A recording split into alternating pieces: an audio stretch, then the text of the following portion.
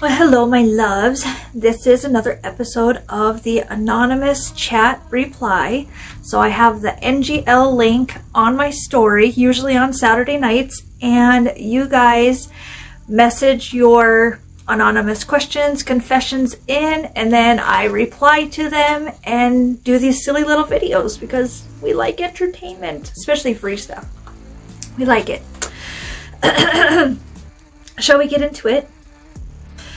Anonymous question or confession number 1 says, when you were a kid, what did you want to be when you grew up? It's pretty much always been the same. When I was a little girl, I wanted to be either a singer, a dancer, or a Hollywood photographer. And as an adult, I am a singer, writer, and a photographer. Not from Hollywood, but I am doing the things that I've always wanted to do. So I definitely chased my dreams, and I still continue to chase my dreams every single day. And let me tell you, it is a fucking trip. But it's so worth it. It is so worth it to chase your dreams. So question or confession number 2 says, would you go out with a fan? Well, if I was in a place to be, like, if I was allowed to date, I shouldn't say allowed because, you know, I can date if I fucking want to. But health-wise and just everything I got going on, I don't date right now. It's just not good. It's just not a good thing. But overall, depending on the situation, yeah, I would date a fan. If I was dating, if I was a little bit healthier, yes, I would absolutely date a fan. Question or confession number 3 asks, do you believe in magic? I just wanted to sing that. Do you believe in magic?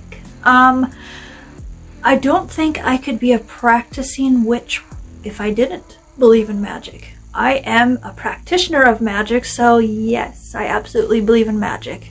Even well before I ever started practicing. Yes, I've always believed in magic, miracles.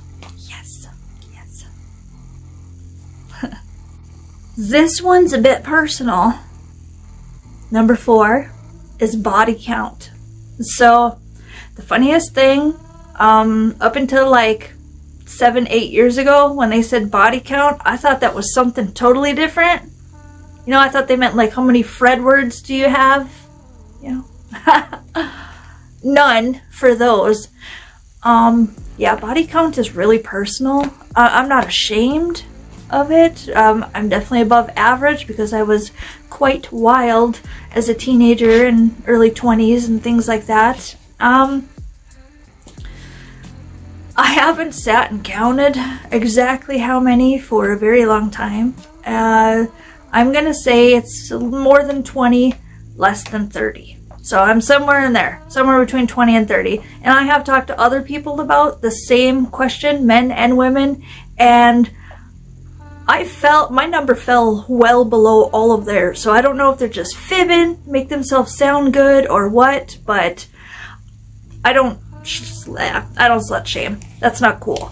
That's not cool at all. It's not your life. It's not your sex life. It's just, you know, shut up about it. But yeah, somewhere between 20 and 30. I don't know. I'm probably going to write the names down later and just actually do my count. So thanks for that. Number 5, what is one of the worst things that has ever happened to you?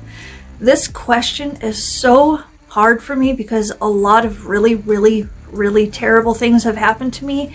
And if you buy my book that's coming out in the next 6 weeks and read it, you'll know what I'm talking about. It's all in there. I spilled my guts.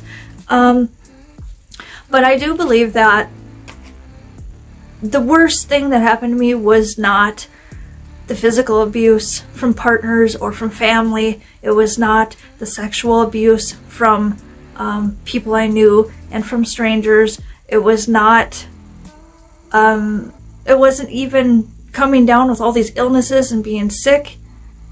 The worst part probably was the way my divorce was handled and the fact that my children were taken from me and kind of used as a, you know, leverage thing.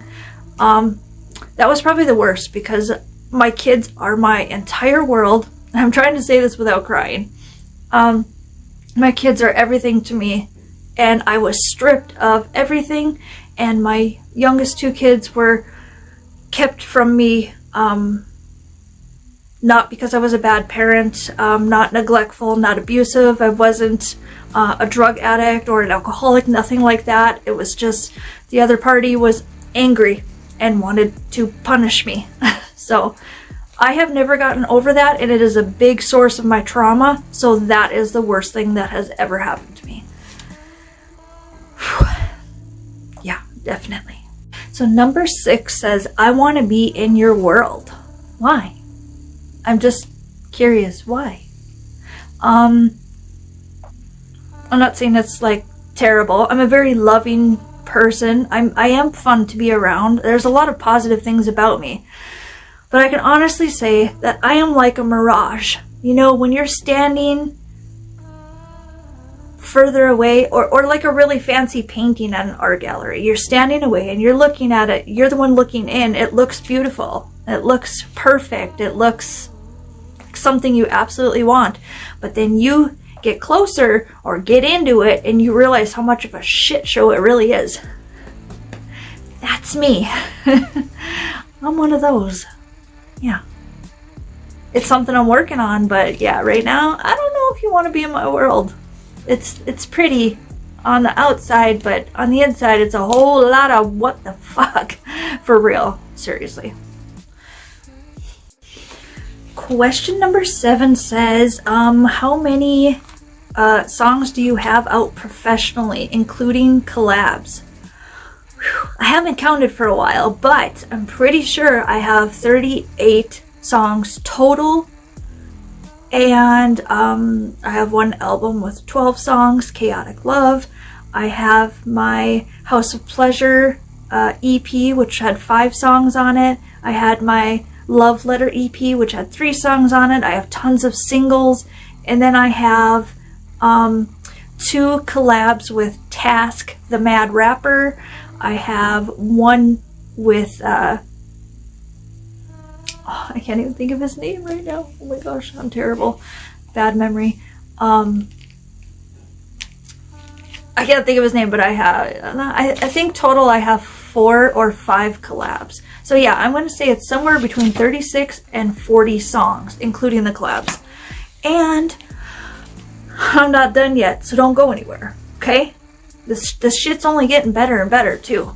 Better at writing, better with my vocals. I'm really working hard on them. See, I have a neurological condition and tics, and it really fucks with my vocals. It fucks with the, spasms in my vocals.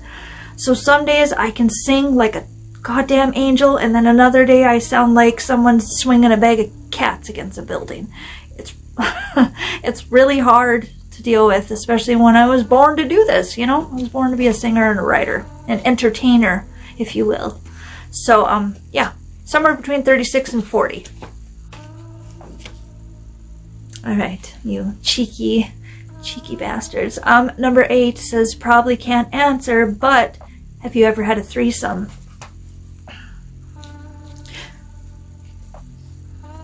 Yes. Yeah. That's all I'm gonna say. Yeah, I don't think I can say a whole lot on here, so yes. Yeah. Number 9 says, would you rather be an independent artist or sign a record deal? I really enjoy the freedom that comes with being an independent artist, but there is a lot of times where I could really use help with momentum, algorithm, just things like that, promotion, things like that. So I love being an independent artist, and I struggle with all the things I mentioned before, and sometimes financial, although I do have one really good sponsor who just absolutely loves me and believes in me, and I'm so grateful for him that I still get to make music. It is because of him that I get to. But I think if the right contract with the right company came along and it was a little bit more loosely based and the right amount of moolah, obviously, I absolutely would sign a record deal. And no, it's not all about the money. It's about all less stress, more comfort, belonging to a music family. It's all those things that are so important to me, things that I look for. Being an independent artist is fucking hard, especially when you're an indie music artist from North Dakota. It's like I had to pick this dream. Why?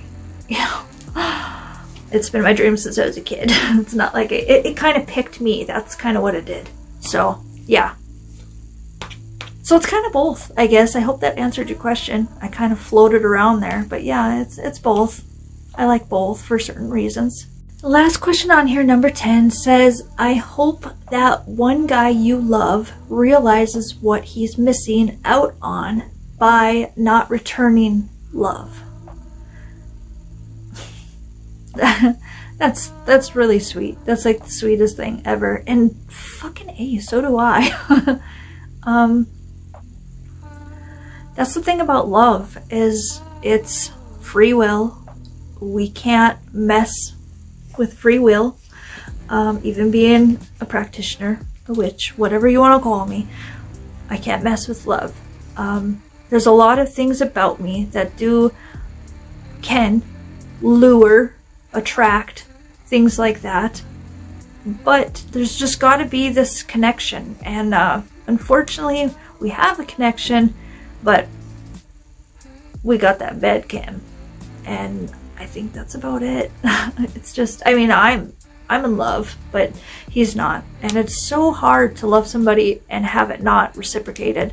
It is one of the hardest things ever. It's hard to explain. But yeah, you should tell him that. Tell him that for me, okay? Okay.